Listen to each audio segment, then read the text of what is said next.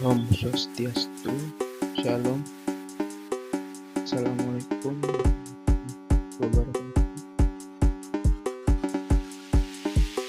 Salam sejahtera buat kita semua. Perkenalkan, saya Stefanus Enderto Budiman Epolo dengan NIM 220 ya 1156. Saya ingin mempresentasikan video saya mengenai PowerPoint itu logam dan paduan dengan dosen mengampu Profesor Dr. Cokorda Gede Tirtanida STMT dengan NIP 197 201 161 998 031 004.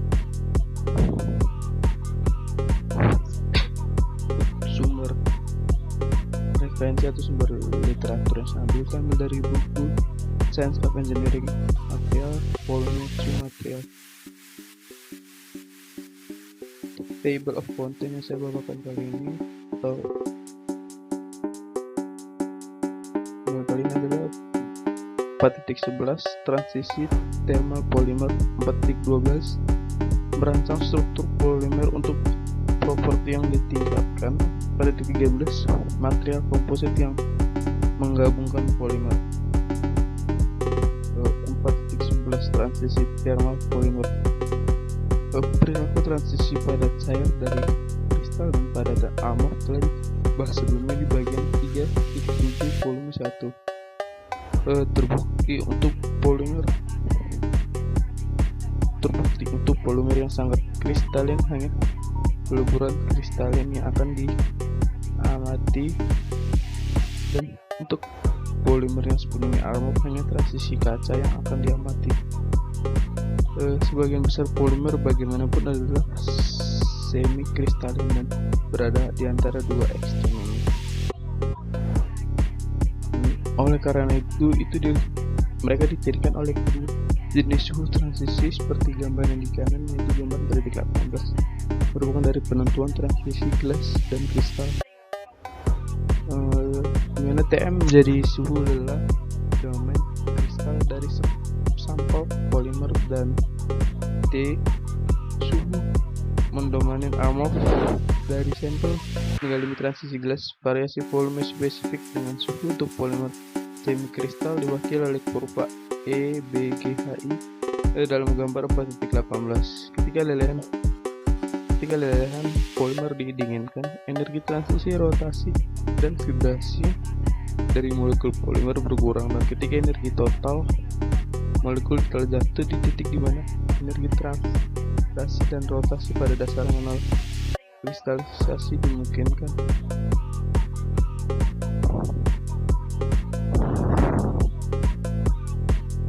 Kristalisasi bagaimanapun terjadi jika persyaratan simetri tertentu terpenuhi dan molekul dapat dikemas menjadi susunan yang teratur. Suhu di mana ini terjadi adalah TM. Untuk polimer TM memiliki sebaran umumnya sekitar 2-10 derajat Celcius. Dalam kasus polimer semikristalin, kristalisasi hanya terjadi pada sebagian rantai polimer yang menghasilkan daerah kristal atau kristalin yang dipisahkan oleh daerah amorf. Energi molekul terus menurun ketika suhu menurun lebih jauh di bawah TM sampai suhu T akhirnya tercapai di mana gerakan menggeliat segmen rantai polimer daerah amorf berhenti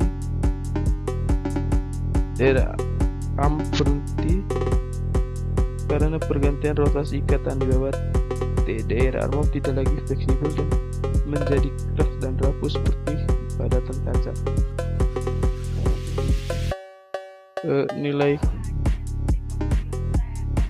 Nilai Tg dan Tm beberapa polimer ditunjukkan pada tabel 4.3 secara umum. Baik Tg dan Tm dipengaruhi dengan cara yang sama oleh pertimbangan struktur polimer. Dengan demikian, baik Tg dan Tm meningkat dengan simetri molekul yang tinggi. kekakuan struktural dan kekuatan sekunder rantai polimer. Nilai Tg dan Tm polimer menentukan kisaran suhu yang dapat dicapai dikerjakan. Polimer elastomeric armor misalnya harus digunakan pada suhu atau wilayah EB pada gambar 4.18. Jauh di atas Tg untuk memungkinkan mobilitas segmental lokal yang tinggi diperlukan dalam bahan tersebut.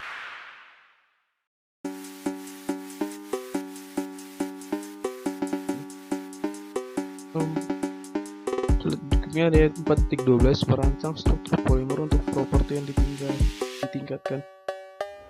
Tiga prinsip yang diterapkan untuk memberi kekuatan dan kekerasan terhadap polimer adalah yang pertama adalah kristalisasi, kedua ikatan silang, dan ketiga yaitu meningkatkan kekakuan yang melekat pada molekul polimer. Kombinasi dari dua atau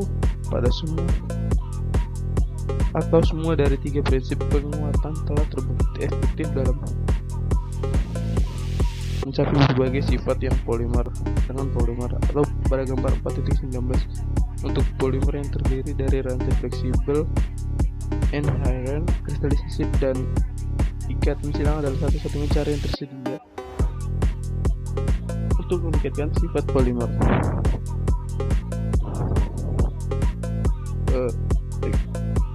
Faktor-faktor yang mempengaruhi kristalisasi polimer dan metode memperkenalkan ikatan silang antara molekul polimer telah dibahas pada bagian sebelumnya, yaitu 4.8 dan 4.10. Ketiga, dan prinsip penguatan relatif baru dalam meningkatkan kekakuan rantai. Salah satu cara yang memungkinkan untuk membuat rantai polimer menjadi kaku adalah dengan menggantungkan gugus samping yang besar pada rantai untuk membatasi pemegangan rantai. Seperti yang teman bisa lihat di gambar. Nah, ini gambar ini adalah gambar praktis atau gambar yang memiliki tiga prinsip kristalisasi, memiliki tiga prinsip dasar kristalisasi yaitu ikatan silang atau Derendsen, rantai kaku untuk membuat polimer kuat dan tahan suhu. Diwakili di tiga sudut segitiga, dan posisi segitiga menunjukkan berbagai kombinasi prinsip. Misalnya dalam polisterena, cincin benzena melekat pada tulang rantai karbon. Hal ini menggambarkan molekul terjadi kaku saat untuk membuat polisterena menjadi plastik yang keras dan kaku dengan suhu polimer hanya lebih tinggi daripada polietena. Meskipun polimer tidak berikatan silang maupun kristal atau metalarellat, namun skrugen dari mengikatkan gugus samping berukuran besar adalah bahan mudah pelarut dan mengalami pembentukan karena gugus samping berukuran besar memungkinkan penetrasi yang siap pakai oleh pelarut dan bahan pemekatan. Masalah ini dapat dihilangkan dengan membuat tulang punggung menjadi kaku rantai itu sendiri. Salah satu metode untuk melakukannya adalah dengan menggunakan struktur cincin yang kaku pada rantai polimer. Contoh klasik polimer semacam itu adalah selulosa, yang merupakan kerangka struktur kayu dan bahan organik yang paling melimpah di dunia. Molekul rantainya terdiri dari untaian molekul glukosa terkondensasi berbentuk cincin. Seperti pada tabel 4.1, memiliki tulang punggung yang kaku secara intrinsik, selulosa oleh karena itu memiliki kekuatan tarik yang tinggi. Kombinasi dari ketiga prinsip tersebut di atas telah mengarah pada pengembangan produk baru dan menarik dengan sifat yang ditingkatkan. Komposit berdasarkan polimer jenis eksposi dan uretan dapat dikutip menjadi sebagai contoh. Dengan demikian rantai polimer kaku dari jenis eksposi dan uretan dihubungkan silang melalui reaksi pengawetan, sementara pengisi ditambahkan untuk menghasilkan kristalisasi yang setara.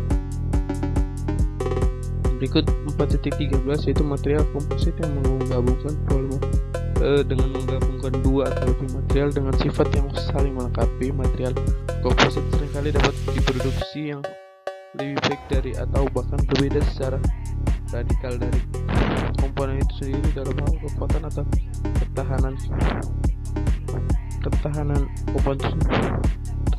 terhadap panas atau kualitas lain yang diinginkan. Prinsip material komposit ini telah mengarah pada desain dan pembuatan berbagai supermaterial baru dengan efek luas pada teknik dan konstruksi. Daya tarik utama material komposit adalah kombinasi superior antara ringan, kaku, kuat, dan duktilitas.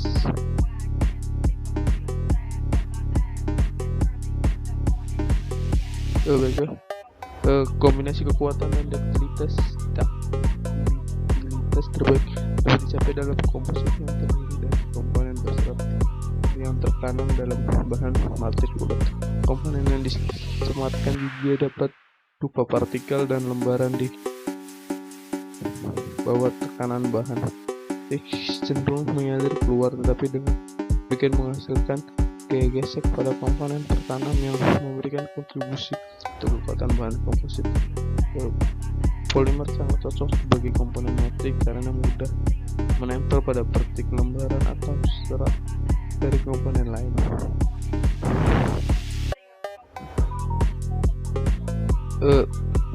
Beberapa contoh bahan komposit yang melibatkan polimer diberikan di bawah ini. Pertama yaitu backlight adalah resin fenolik yang diisi dengan bahan pengisi yang digunakan untuk meningkatkan sifat-sifatnya dan juga untuk mengurangi biaya, seperti gambar yang samping ini contoh dari backlight. Yang kedua, glass reinforced plastic atau GRP dalam komposit yang menggunakan serat kaca dalam bentuk roving, untaian cincang dan tikar untuk memberikan kekuatan yang besar, atau resin atau biasanya eksposi atau polyester tak jenuh untuk mentransfer tegangan ke serat dan untuk mengurangi kerapuan. Tiga, kayu itu sendiri adalah komposit alami terdiri dari serat polimer selulosa yang sangat kristalin dalam matriks lignin yang merupakan pengikat alami non-karbohidrat untuk serat selulosa. Yang keempat, kayu lapis adalah komposit yang terdiri dari kayu tipis atau berbutir silang, yaitu tegak lurus satu sama lain yang diikat dengan resin sintetis, biasanya phenol formaldehyde atau resorcinol formaldehyde seperti gambar ya. Kanan ini yaitu contoh dari kayu lapis yang memiliki beberapa lapis. Yang kelima, bahan kendaraan adalah komposit yang mengandung muat angaman tali atau nylon rayon untuk memperkuat karat.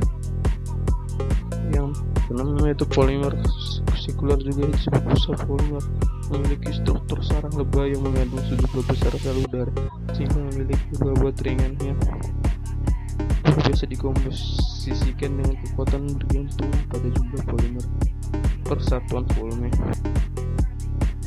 The two most important material properties are specific heat capacity and thermal conductivity.